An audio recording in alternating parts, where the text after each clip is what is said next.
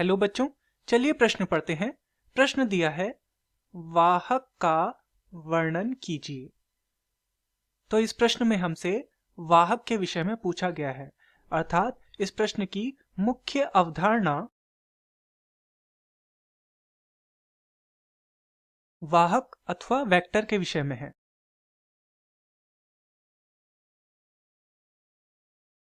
तो वाहक असल में होता क्या है?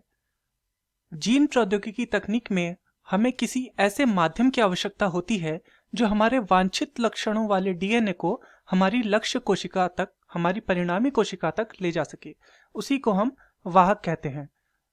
तो वाहक असल में डीएनए का ही एक खंड है जो कि वांछित डीएनए को लक्ष्य कोशिका तक ले जाता है। तो इस वाहक या वेक्टर के उदाहरण क्या क्या हो सकते हैं? चलिए इसके उदाहरण देखते हैं। तो इसके उदाहरण हैं प्लाज्मिड, जीवाणुभोजी, कॉस्मिड, ट्रांसपोज़ोन आदि अन्य इसके उदाहरण हो सकते हैं। चलिए देखते हैं कि वाहक की क्रियाविधि कैसे होती है। तो उदाहरण के लिए हम मानव इंसुलिन का उदाहरण लेते हैं। तो मानव इंसुलिन के निर्माण के लिए क्या किया जाता है? सर्वप्रथम जीवाणु से प्लाज्मिड को निकाला जाता है।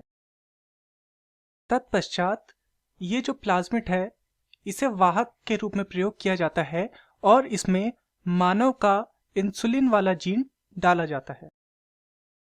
तो जब यह मानव का इंसुलिन वाला जीन प्लाज्मिड के साथ जुड़ जाता है तो जैसे इसकी प्रतिकृति जीव के शरीर में होती है वैसे ही इस कोशिका में जिसमें यह जीन डाला जाएगा उसमें भी वैसी ही प्रतिकृति होगी और इंसुलिन का निर्माण होगा।